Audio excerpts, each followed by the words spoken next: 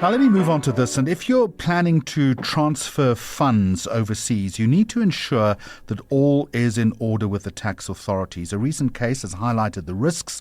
An unsuspecting taxpayer found himself unable to move money because SARS had cancelled something called a tax compliance status PIN. The essential approval allows for cross-border financial transactions, but missing documents or outdated information can lead to delays, financial loss, and I guess as bad as reputational damage. So I want to try and navigate the complexities of tax compliance and avoid these pitfalls. I'm in conversation now with Lovemore Ndlovu, who's head of SARB engagement and expatriate compliance at Tax Compliance SA. Lovemore, welcome. Thank you very much indeed. Maybe the starting point here, not many of us know what a TCS PIN is, so you can tell me what that is and why it's crucial for taxpayers to have one of these who want to transfer funds overseas. Thank you, Jeremy. Good afternoon, and good afternoon to listeners. Thank you also for having me here. Right. So the tax compliance status PIN, which in short is called TCS PIN, it is the document that everyone needs to move funds abroad. It all depends on the amount that you want to move. For example, for residents, which are now tax residents in South Africa, they've got the allowance of 1 million per year that they can use or move without having this TCS PIN. However, for those that have ceased their tax residence, they need this approval from SARS for every cent that they may want to move abroad. So it is a document issued by SARS where you request for transfer of funds from South Africa to any destination outside South Africa. And Lovemore, how difficult is the process in procuring one of these PINs? What do you need to provide? SARS is basically an evidence-based platform where you need to evidence everything that you declare to them.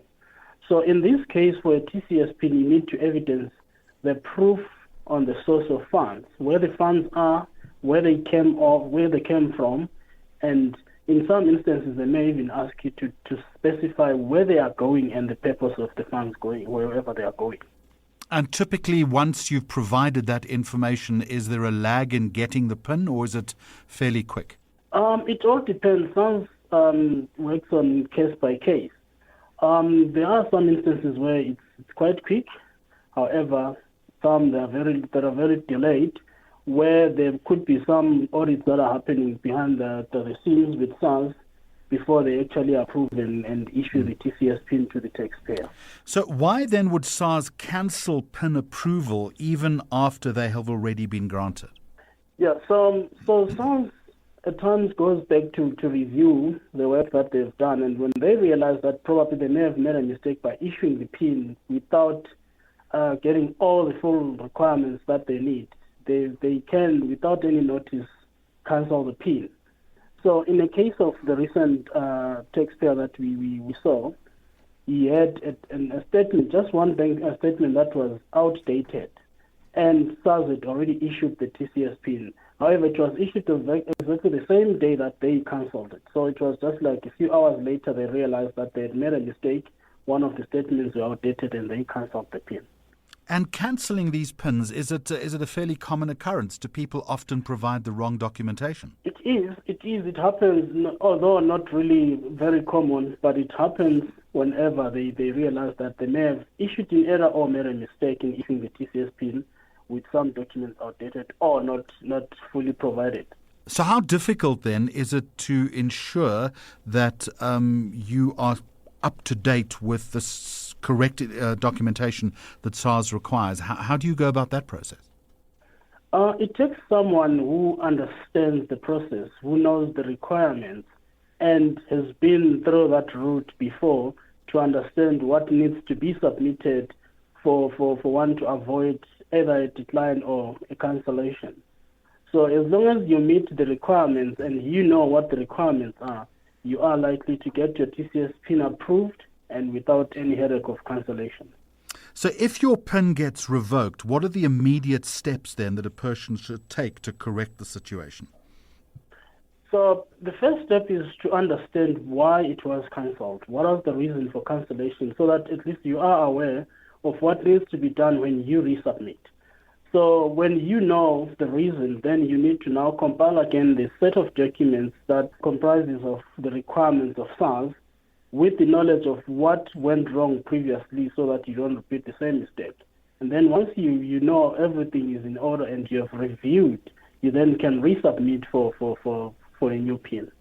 And am I over-amplifying it when I say that if you have your TCS PIN cancelled, you risk financial and reputational risk?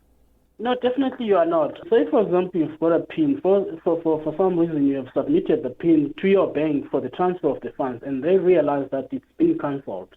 It may trigger red flags going forward. Whenever you do any transactions, the bank will then be a little bit more strict in checking just to avoid similar mistakes. So that's now the reputational damage that could one face with the cancellation. So just finally then, we know that SARS is tightening compliance requirements. What would your best advice be for individuals, and I guess businesses as well, to ensure that international transactions are smooth and they avoid these compliance pitfalls that we've been discussing?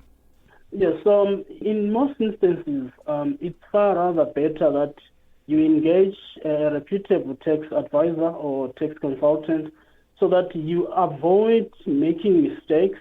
1, 2, you avoid the delays of submitting incorrect information or come short of the requirements of SARS and delay the approval of your TCS PIN.